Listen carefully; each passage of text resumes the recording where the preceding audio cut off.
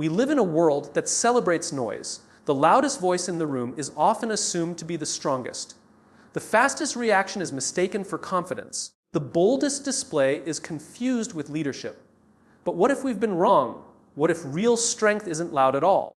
What if the greatest power you can develop is the kind that doesn't announce itself, doesn't seek validation, doesn't need applause? Stoic philosophy teaches us something deeply uncomfortable for modern society, that mastery of self is more powerful than mastery of others, that calm is stronger than chaos, that restraint is more dangerous than aggression. The Stoic does not need to prove. The Stoic does not need to perform.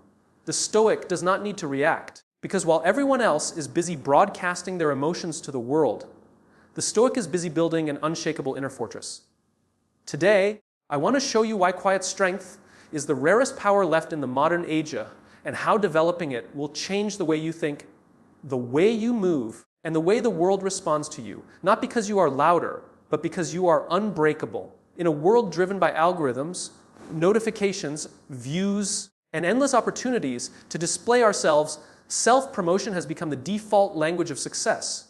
We are constantly encouraged to show more, share more, react faster, speak louder, brand ourselves, and prove our worth publicly. From childhood, we are subtly trained to equate visibility with value. If you are not seen, you are assumed to be falling behind. If you are not heard, you are assumed to be weak. The modern environment rewards external noise far more than internal stability. Yet beneath all this constant display lies a fragile foundation, because attention is not the same as authority, and visibility is not the same as strength. Stoic quiet strength begins where this illusion ends. The Stoics believed that the most important work a human being could ever do is invisible. It happens inside the mind, long before it ever shows in behavior. They understood that no title, applause, wealth, or social recognition can compensate for a person who cannot govern their own impulses, fears, anger, or desires. To them, true power was not the ability to influence others, but the ability to command oneself. When a person gains mastery over their inner world, the outer world loses its power to destabilize them. Self-promotion seeks approval. Self-mastery seeks alignment. One is rooted in performance, the other in principle. A person who relies on self-promotion must constantly monitor how they are being perceived.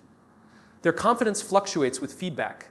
Their mood is vulnerable to opinion. Their direction can change with trends. Over time, this creates internal instability because their sense of worth is outsourced. They live reactively, emotionally negotiating with the world for permission to feel secure. Self-mastery works in the opposite direction. It is an inward discipline that builds an internal authority no external noise can replace. It means learning to observe your emotions without becoming them. It means choosing your responses instead of surrendering them. It means acting according to values instead of impulses. It means being able to sit with discomfort without collapsing into distraction or complaint. The Stoics believed that if you can govern your mind, you can govern your life. When someone has self-mastery, they do not need to advertise their strength. It shows naturally in how they move, how they speak, how they react, and how they decide. Their calm becomes noticeable. Their restraint becomes rare. Their consistency becomes magnetic. They do not need to remind people who they are because their character introduces them before they speak. Self-promotion often feels powerful in the moment, but it quietly trains dependency. It conditions a person to chase approval instead of excellence. Over time, it weakens internal discipline because behavior becomes shaped by external reward rather than internal standards. The more a person performs for praise, the less they train their ability to stand alone in silence, the less they practice restraint, the less they develop the emotional muscle to endure pressure without reaction. Self-mastery is harder because it offers no immediate applause. No one sees the private discipline, the silent self-correction, the unshared sacrifices, the unseen battles with fear, anger, ego, and doubt. Yet these invisible victories build a kind of strength that cannot be shaken by rejection, criticism, delay, or uncertainty. This is why the Stoics considered character to be the highest achievement a person could earn. Character does not depend on trends. It does not expire. It does not need permission. A person with self-mastery is not easily manipulated. They are not driven by the need to be liked. They do not rush to prove themselves. They do not overshare to feel validated. Their confidence is quiet because it is settled. Their presence feels stable because it is grounded in internal order rather than emotional chaos. in leadership, in relationships. In adversity, this kind of strength becomes unmistakable. While others react emotionally, the self-mastered person remains deliberate. While others panic, they assess. While others seek attention, they seek accuracy. Their authority comes not from dominance, but from composure. Not from volume, but from consistency. Self-promotion creates an image. Self-mastery creates a foundation. One can collapse with criticism. The other stands under pressure. One depends on trends. The other depends on principles. One exhausts the mind. The other disciplines it. One builds visibility. The other builds resilience. Stoic quiet strength does not reject success, recognition, or influence. It simply refuses to make them the source of worth. The Stoic knows that anything controlled by the world can be taken by the world. Only what is built within remains untouchable. When a person places their identity in self-mastery rather than self-promotion, they become stable in unstable environments, calm in chaos, disciplined in distraction, and grounded in uncertainty.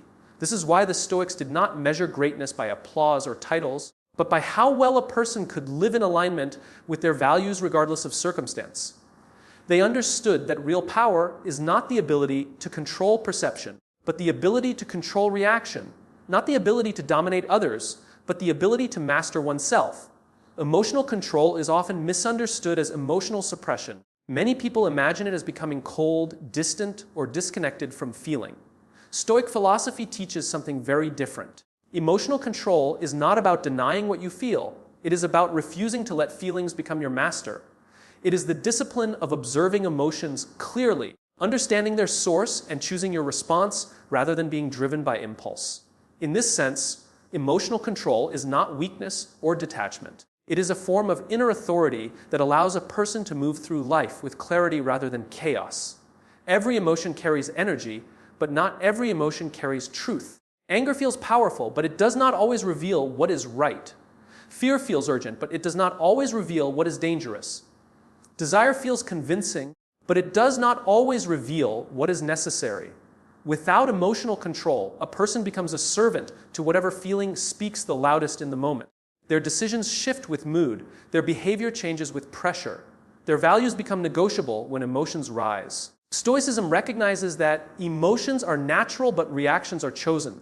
There is a space, however brief, between what happens to us and how we respond. Emotional control lives in that space. It is the ability to pause when provoked, to breathe when challenged, to reflect when tempted, and to remain grounded when overwhelmed. That pause is where freedom lies. Without it, people live on emotional autopilot, reacting to circumstances rather than directing their lives. Modern society encourages emotional expression but rarely teaches emotional discipline.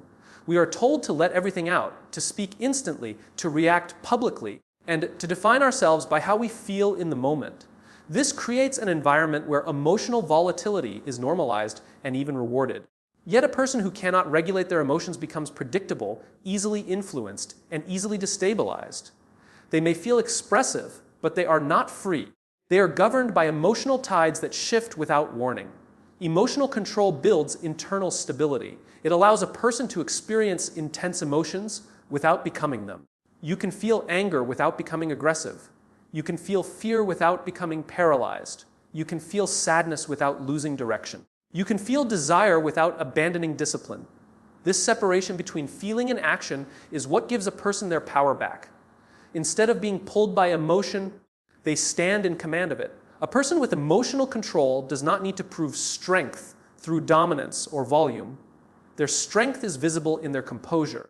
When conflict arises, they do not escalate. When criticized, they do not collapse. When pressured, they do not rush. Their presence feels steady because their inner world is steady. Others sense this and respond differently, often with more respect and trust, because calmness under pressure signals competence, safety, and reliability. Without emotional control, relationships become unstable. Conversations become reactive. Trust erodes because words are spoken in heat rather than in tension. Emotional discipline allows a person to listen without defensiveness, speak without cruelty, and disagree without hostility. It preserves dignity even in disagreement. It protects long-term connection by preventing short-term emotional impulses from causing irreversible damage. In leadership, emotional control becomes a defining advantage. Leaders who react emotionally create fear, confusion, and instability. Leaders who remain composed create clarity, confidence, and direction. Their teams trust them because they are predictable in values, even when circumstances are unpredictable. Their decisions are based on principles rather than pressure. Their authority comes not from intimidation, but from emotional steadiness. Emotional control also builds resilience. Life will bring loss, disappointment, rejection, delay, and uncertainty. Without emotional discipline, these experiences can fracture a person's identity and direction. With emotional control, pain is processed without becoming destructive. Grief is honored without becoming paralysis. Setbacks are acknowledged without becoming surrender. The person remains capable of moving forward without denying what they feel. The Stoics trained this discipline daily. They practiced noticing their thoughts, questioning their interpretations, and preparing their minds for adversity before it arrived. They understood that emotional reactions are often shaped by beliefs rather than reality itself. By adjusting beliefs, they adjusted emotional responses. By training perception, they trained stability. Over time, this created an inner environment that could not easily be shaken by external chaos. Emotional control does not remove passion, ambition, or drive. It refines them. It channels emotional energy into purposeful action rather than impulsive reaction. It allows intensity without recklessness. It allows compassion without collapse. It allows confidence without arrogance. It allows strength without noise. A person with emotional control moves through the world differently.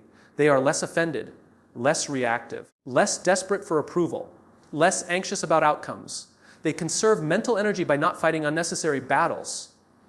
They choose where to invest attention, emotion, and effort. This makes them more effective, more grounded, and more self-directed.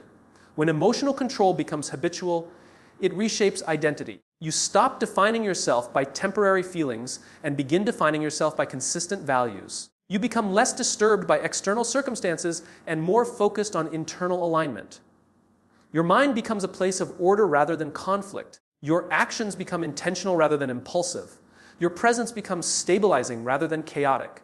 Silence is often misunderstood as emptiness, weakness, or absence, but in reality it is one of the most powerful strategic tools a person can develop. In a world where everyone is constantly talking, posting, reacting, explaining, defending, and broadcasting their thoughts, silence becomes rare.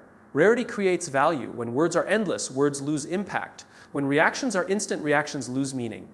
Silence, by contrast, creates space. It creates tension. It creates gravity. It invites attention without demanding it.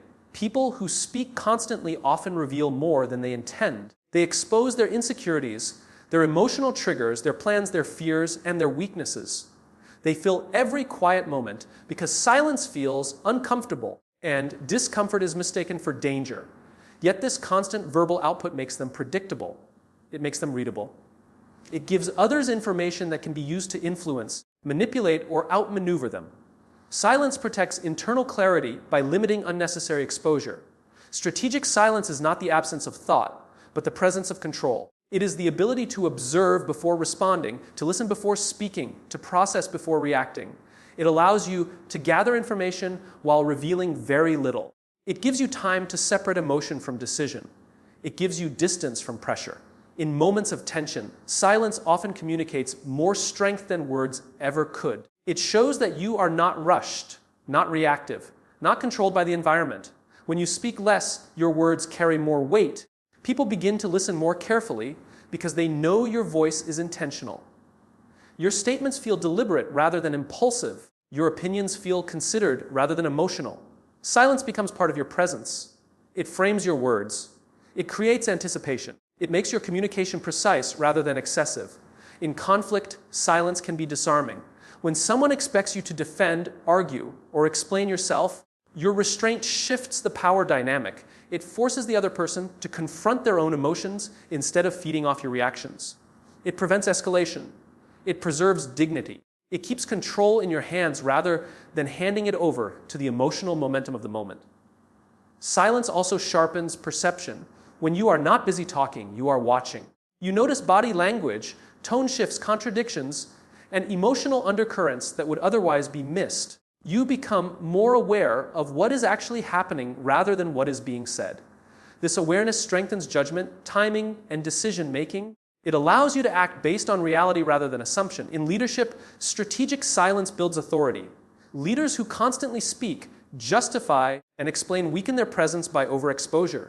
Leaders who speak selectively are perceived as more confident, more grounded, and more trustworthy. Their calm communicates stability. Their restraint communicates control. Their silence communicates that they do not need to perform to be respected. Silence also strengthens emotional discipline. It trains you to tolerate discomfort without escaping into noise. It reduces impulsive speech. It slows reaction time just enough to prevent regret. Over time, it builds an internal environment where your thoughts are not constantly leaked into the world.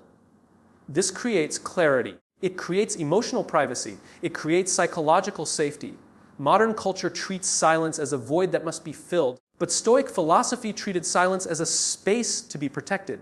It was seen as a place where judgment is refined, where self-control is practiced, and where the mind is trained to remain calm in uncertainty. Silence is where intention is formed before action. Silence is also a filter. It reveals